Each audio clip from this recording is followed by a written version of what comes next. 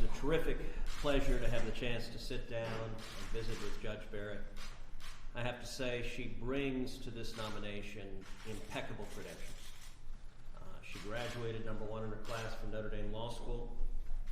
She clerked for the great Justice Antonin Scalia. She's been a law professor at Notre Dame for 20 years. She's one of the most respected federal appellate judges in the country. And somehow she manages to do all that while being a mom to 7 kids, which I have to admit, I don't know how to even do the latter, much less do everything else that Judge Barrett manages to do at the same time. I think President Trump made a terrific selection in nominating Judge Barrett.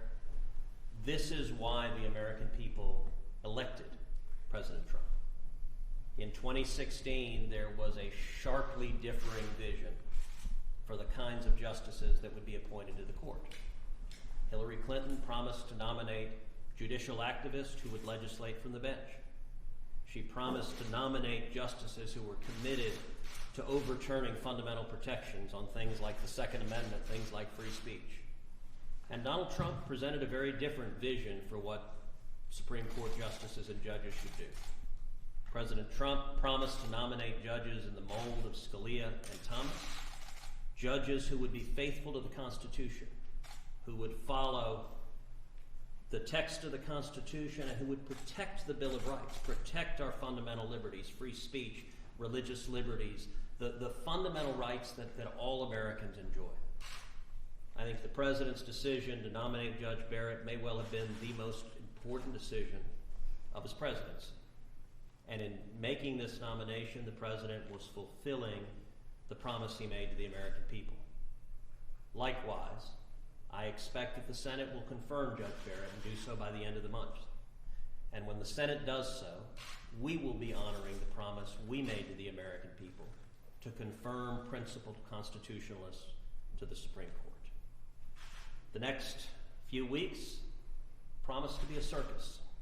Unfortunately, I expect my Democratic colleagues to do everything they can to attack Judge Barrett. We've already seen the beginning of this, to attack her family. The attacks have been despicable, and I very much hope we don't see them recreate the personal smears that marred the Kavanaugh confirmation hearing. Regardless, the Senate's going to do our job and honor our promises to defend the Constitution.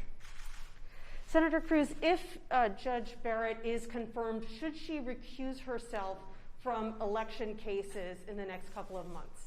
Of course not. The entire reason that the Senate should act and should act promptly to confirm a ninth justice is so that the Supreme Court can resolve any cases that arise in the wake of the election. This election is a close contested election. Joe Biden has already stated that if he doesn't win, he intends to contest the legitimacy of the election. If we see multiple cases challenging the election, if the court were to have only 8 justices, it could divide 4-4, and under the Constitution, a 4-4 court can't decide anything. We could face conflicting Court of Appeals judgments simultaneously with no Supreme Court able to resolve that. That would be an untenable situation. It would create a constitutional crisis. That's part of the reason the Senate needs to act and act swiftly, so that we have 9 justices that can resolve any issue. And it's important to note, it's not the President's job, it's not the Senate's job to try to nominate or confirm justices that are going to vote for any particular candidate. This is not about any particular candidate. This is about having a Supreme Court that will follow the law, that if either side files election challenges, we need the Supreme Court to be able to decide the matter, and to decide the matter consistent with the Constitution and consistent with the law, and that's what the Senate's going to do. But wouldn't it be a conflict of interest for her to rule on a case that involves the man who just appointed her? No more than it's a conflict of interest for Elena Kagan or Sonia Sotomayor to rule in a case concerning they were nominated by the Obama-Biden administration, and no one in the press is calling for them to recuse themselves, and it would be inappropriate for them to recuse themselves, because justices are not political agents for whatever president happened to nominate them, or whatever Senate happened to confirm them. We're going to have a conference right now. Thank you, Senator. Thank you.